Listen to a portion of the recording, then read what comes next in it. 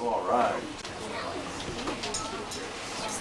Okay, this is a view from the Buffalo Overlook on Interstate 70. And just a minute, I'll get my pointer. The silence is deafening. The water on the other side flows to the Pacific Ocean. Water on this side flows to the Atlantic Ocean. Continental divide. Our claims are off on the left side. But this is the view we get every day in the summer that we drive to work. We drive past the lake at Georgetown. This is where we turn off the interstate. This is Mount Snicktow back here, 13,600 feet on the Continental Divide. Loveland Pass is just the other side. We turn off here at Bakerville, and we go up a gulch called Stevens Gulch, at the head of which is Torrey's Peak, 14,264. That's on the Continental Divide. Our claims go from here all the way down. I'm going up in the middle of winter to see how everything looks like in the winter. Got to keep track of things. I go up on snowshoes. Again, that's Torrey's Peak, 14,264. That's Gray's, 14,274. A lot of people like to climb them in the summertime. This is where all our claims are situated. Here's a claim stake. Here's some of the snow slides that occur. This is typical of our area in the wintertime. That's where our mine is located. I was eating lunch here and I heard a roar like a freight train, and this whole mountainside caved away here, and this one caved away here. These are all avalanches. This is a very good avalanche country. And it's Excuse me, Miss Goodwine? Yes. Could I see that? avalanches here in the winter, and a lot of rock slides in the summer. This is a very interesting country to be in. As the spring warm sun comes, it melts a lot of the snow, leaving interesting patterns. And the conies come out. Conies are little animals. They're bigger than a chipmunk, and they do not hibernate. They're about like a guinea pig. They live under the snow all winter long on food that they've stored in the fall. Marmots now, we have marmots up there, and they're like a woodchuck. They hibernate from about October to May. But these conies, or pickups they're sometimes called, they're actually alive. If you walk over the snow 20 feet deep, way 20 feet under you there in the rocks, the conies are living and eating in the dead of winter. But spring comes and they like to come out and see the sun. So we're starting our operations now, and we're blocked. We can't go very far because of this big snowfield in June. We have a late spring snow, which doesn't amount to much, but it's sort of pretty. This is the end of June, and we still have this big ice field here blocking the road, so we have to start operations anyway. So we're just going to park there, and the boys are going to start carrying the material. Everything up to the mine, 2,000 feet up the cliff, is carried on our backs. I hire high school graduates, college kids. They dearly love to come up for the money and the fresh air and to see the wildflowers and the animals. And I like their energy and enthusiasm and muscles. And we like to pay too, by the way. In the spring, the snow is melting, and as the snow melts, the water comes under the snowfields down to the rocks, which removes, there's no friction then between the snowfield and the rock. It provides a lubricant, and so in the spring you also have avalanches, see like here, and they roar down too due to the melting water under the snowfield. Like I say, in the summer you have rock slides. So it's interesting country year round. This is some of the water coming down from the melting snow. And as I say, we've got to start getting ready. So the boys are carrying up some of the material. These are 4x4 posts. We're going to build a tower from this area up to the top of the cliff, 2,000 feet where the mine is. We're going to build a cableway. So we have to have a tower on each end to stretch the cable. Here the boys are crossing a snowfield on the way to where we're putting the tower, the lower tower in. We call this the tail tower. This is the foundation for the tail tower. A lot of times the sun will come out and the boys will be working in their t-shirts, and then right over the ridge will come a storm and it'll be as cold as can be right in the middle of summer. We can have snow any time of the year, and in the middle of summer when you're nice and warm, it's especially a little exhilarating. We have a lot of flowers around. You all know what that is? It's the state flower, right? We have a lot of those. We also have a lot of small columbine called alpine columbine. They're supposed to be rare, but we have about 100. Are they illegal to pick? I can't hear you. Are they illegal to pick? Yeah, just like regular columbine. But the goats eat them. There's blue chiming bells in the area.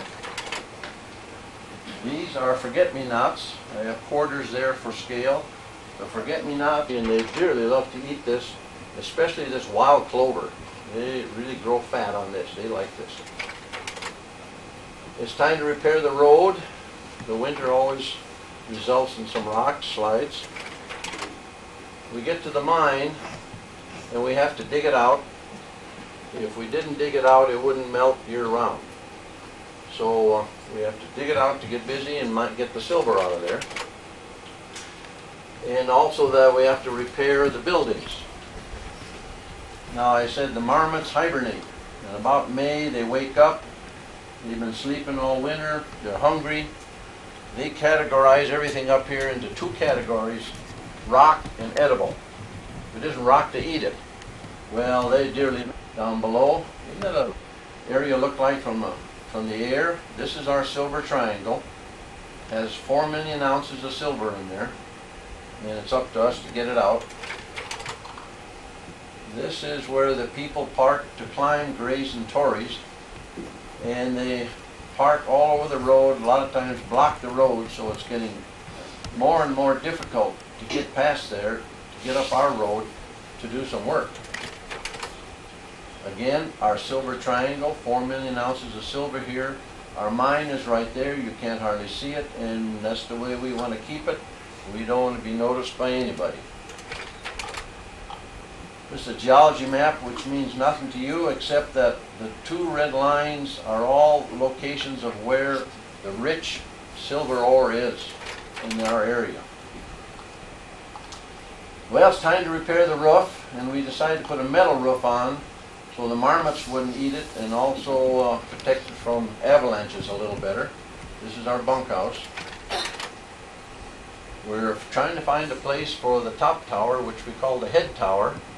This is the foundation we thought about, and it looked a little precarious to us, so we decided not to build it there. We decided, the boys are looking over a location, and actually this is where we decided. And while the boys are discussing it there, why the goats come around and check us out and see what we're doing. They're very curious. So we decided on the location of the head tower up there. We have to start hauling up the material, the lumber, 4x4 posts. The truck is parked down there. So it's about a half mile here and 2,000 feet up. Here we're getting the foundation for the head tower. And the goats come down. This is a nanny coming down with her newborn. He's about 3 months old. Every spring this takes place up there. We've been up there 20 years now, and of course the goats only last about 5 years, and they fall off the cliffs or get caught in the avalanches. But they know that we're harmless, and we know they're harmless. So every spring the nannies bring down the kids and introduce us to them and them to us. And I think it's for 2 reasons. I think first of all it's a nice flat area. There are very few flat areas up there. The goats like to even lay down there and sleep. And besides, this nanny has been talking to this kid now for 3-4 months straight and nobody else. And she likes to come down and talk to us humans for a while just to break the trend. The mothers might understand that. We're getting the head tower in place. There's the tail tower 1,000 feet below. We have to drill cables in. The boys are getting final lined up there to make sure it's squared away with the world. This is the path we used to haul down 50-pound sacks of ore And instead of that, we're going to send it down the cableway. Here we're putting all kinds of guy wires into the head tower here so the avalanches don't sweep it away. As I say, we had to carry everything up on our backs. This is a case of dynamite going up this time. But the drills, generator, everything, fuel, everything goes up on our backs. It's lunchtime now. This boy's reading poetry. He likes to read poetry during the lunch hour.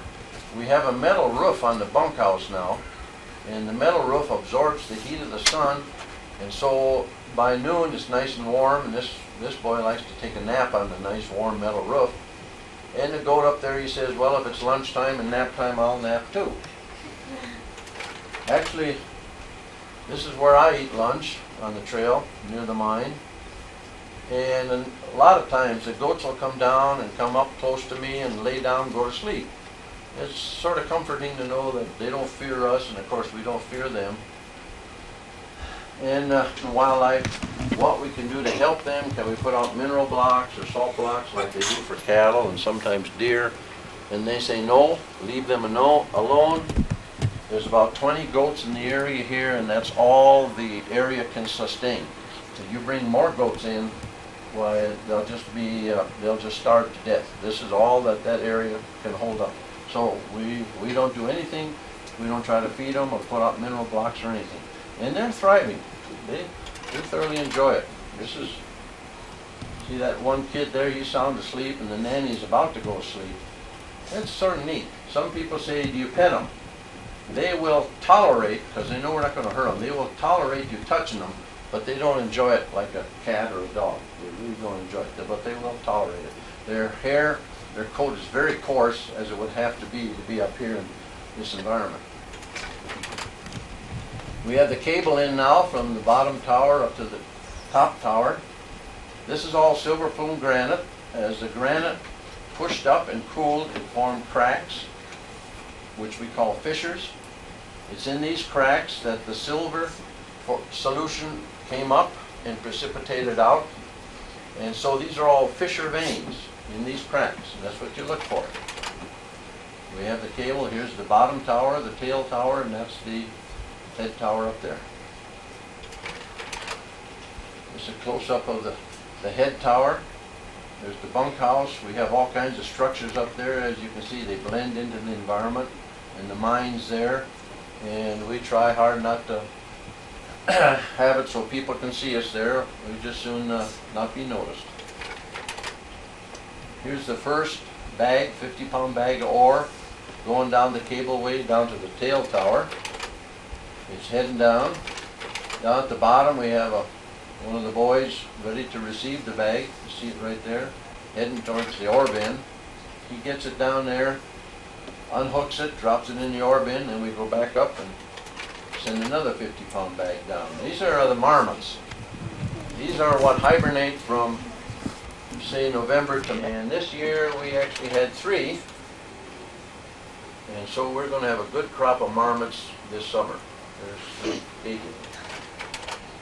This is a weasel. In the morning he goes up past the mine, up the slope to catch his fill of chipmunks and conies. And in the evening he comes back down the slope, doesn't pay us any mind.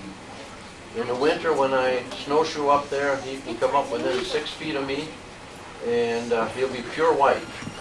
And he doesn't much care whether I'm there or not. He's got other things on his mind.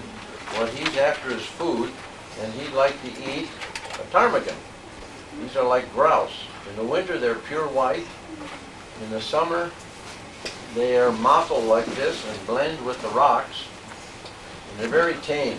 When you're walking up there in the summer, you have to be careful you don't step on them. We got to paint some mine timbers to put in at the portal. And so here's one of the boys painting the mine timbers. And the goats have never seen anybody paint mine timbers before. So they had to come down and check it out. And they sniffed and smelled and licked and all. He actually had to push them away to finish the job here. They're very curious. And this nanny wanted to come down and see if I was focusing the camera right. This is a typical afternoon, after lunch. We're trying to drill and shoot to get the silver out. And you see there's one goat on top of the roof there, one sleeping there, one goat on top of that roof, there's one on top of that one. They're all over the place. They really enjoy, and there's one over there sleeping too. They really enjoy our company, and we, of course, we enjoy their company. We had a little extra work to do at the mine down at the base, and so we took a couple days and dumped some ore car of stuff out of there. Actually, we're putting a shaft in up at the mine first. Went down about 20 feet, and I didn't like the way the rock was behaving, so we went in down a couple 100 feet more and put in a horizontal adit. In the shaft, though, is where we were hitting oxide ore. This is silver oxide. Very beautiful and quite rich. This is what we hit at the surface. Down below, we hit pure silver. This is extremely rich. And this is what we're getting out now. This is some of the crew. These boys have all graduated since I took this picture. He's a geologist. He's a businessman with Nabisco, and he works for the Air Force Academy in accounting. We have electric drills up there. We have to generate our own power. And this is some of the fissure veins. You see the cracks that the silver was precipitated in. You can see some of the glint of the silver in there. Very rich. This is how we do it. We put a fuse on a detonating cap, put the detonating cap in a stick of dynamite in the holes that we drilled, and that's how we shatter the rock and get the ore out. This is inside the mine. It's well lit, well ventilated, it's dry, and the boys always come out after we shoot with chunks of ore that it is really beautiful. It's all silver, bright silver color. Here's one of the boys saying, I think the vein's going this way, and I think we ought to drill this way, and here's the foreman. He says, we're going to drill this way because the vein looks better this way. And after the shot, all three of them are there admiring chunks of ore. You heard I had quite restrictions on what these boys have to do, you know, no drinking, no drugs or anything. And so they require constant supervision. And so I give them intense, constant supervision, as you can see here. We are inspected by the federal and state all the time, officials. We have to post all kinds of notices around. There's one of the boys taking a break in the bunkhouse. We decided to send a trial shipment, 50-pound bags of ore to a mill west of Boulder. So here we are loading in a truck, get it to Boulder. This is a very clean mill west of Boulder up in the hills. And they did us a lot of good. They really did us good. We have another mine just across the valley. You can recognize Gray's and Torrey's Peaks again. It's extremely rich over there, but it's tough to get to. And of course there's goats over there too. This vein is a vertical vein on the cliff. It's only about 6 inches wide, but it's so rich that one boy will pick at it and the other boy will hold the bag under it, and it'll just pour into there like salt and pepper.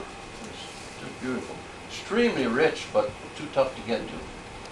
But I don't work these boys hard enough, obviously, because at the end of the day they still have enough energy to do handstands. Maybe this is that our was other mine. We just use this for storage. We go in there and we have 100-year-old ice crystals. This lady was on our board of directors, and since this picture was taken, she has started her own mining company in Idaho Springs.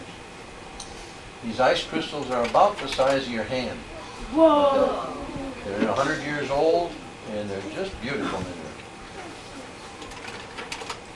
We have a lot of visitors. As I say, we're a private company. These are shareholders come up to see what we're doing. This was an investor who wanted to put $1 million into the enterprise, which is a lot of money in our little company.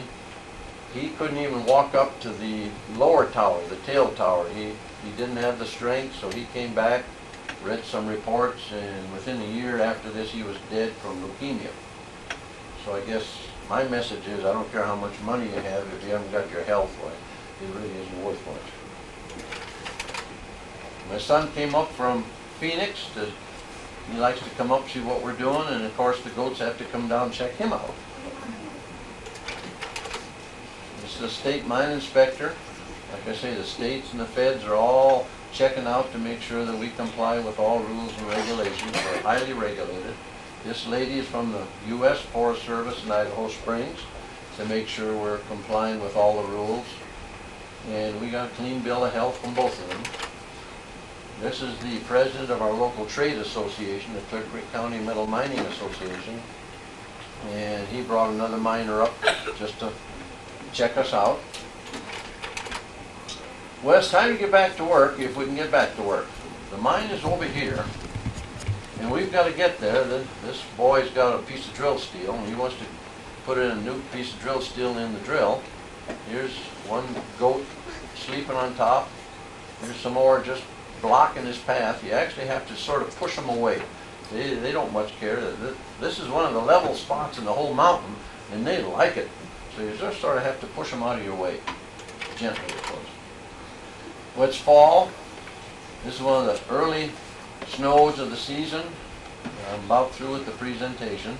These boys are looking at the last piece of silver ore before they go back to school.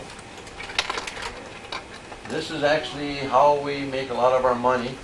We crush the ore and put it in these little bags and sell it at gift shops throughout the state and out at the airport. So if you go in a gift shop and you see these little bags for sale, we'd appreciate if you buy 40 or 50 of them and keep it going. It's fall and the leaves start turning, of course. We get a little light snowfall up there at the mine, and here's one of the billy goats comes up, and I really think he came up to tell us that there's a big storm coming and you guys better get out of here because you don't want to be up here when the big storms come. I think he was warning us. So the storm clouds did come, and there was a light snowfall above 12,000 feet, which makes us very apprehensive. Trees, of course, are still turning. Now it's time for the conies to gather their food. Remember, they have to eat all winter long. So they're gathering food, and they put it on the rocks to dry. See all this is all, I call it hay, that they put on here to dry, and then they tuck it down in the cracks in these rocks. These rocks will be under 20 feet of snow in the winter. And as I say, you walk over 20 feet of snow, and you know down below those conies are eating, and they're still alive because that's what keeps them going throughout the winter. They do not hibernate. So the leaves still turn, and the storm clouds get darker and darker, and we get a good heavy snow up there above 11,500 feet, and that puts us out of business until next year. So winter comes, and this is where we came in, and that gives you a whole year's work up at the Broken Handle Mine. Hope you enjoyed it. Yes.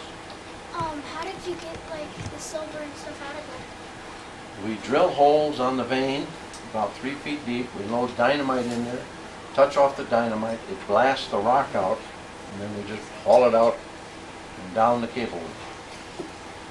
Yes? And how much would those ice crystals be worth? The ice crystals will be worth nothing because you can't take them out. As soon as you take them out of the mine, they melt. Oh, okay. So they've been there for 100 years. They're just very interesting and very beautiful. Yes? Okay, we'll come back to you. What inspired you to start mining? What inspired you to start mining? I used to be a mountain climber. I climbed most of the big mountains around here, and I saw all the pretty rocks, and I said, you know, I need to know more about these rocks and just call them pretty rocks. And the more I learned about rocks, the more I found out there's some rich rocks, some valuable rocks. And so I started mining, and I like history too. Okay, 2 more, and then Les will go to lunch.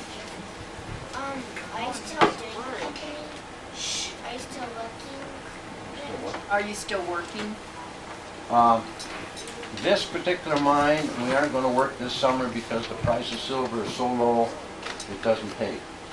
But the silver is still there. Yes. One more. So we're working the gold mine by Central City, which is another entirely different story. How much money did you get for the gold? I mean, For the silver?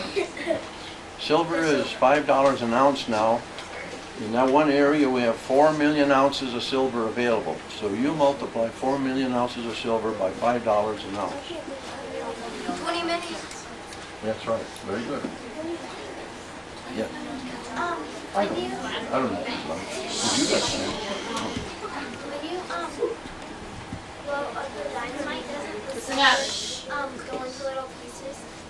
Does the dynamite or the silver? The silver comes out, we drill it, so it comes out in big chunks. And the dynamite, by the way, does not disturb the goats. They're used to thunderstorms up there, which is 100 times louder than our dynamite. Yes? Do you know how much it costs to buy the land? How much does it cost to buy the land? Depends How on much where it you... did? How much it did cost? Oh, it comes to about $5,000 an acre. Like, did you just go to the mountain one day and find that? I didn't hear her either. You guys, you should not be talking.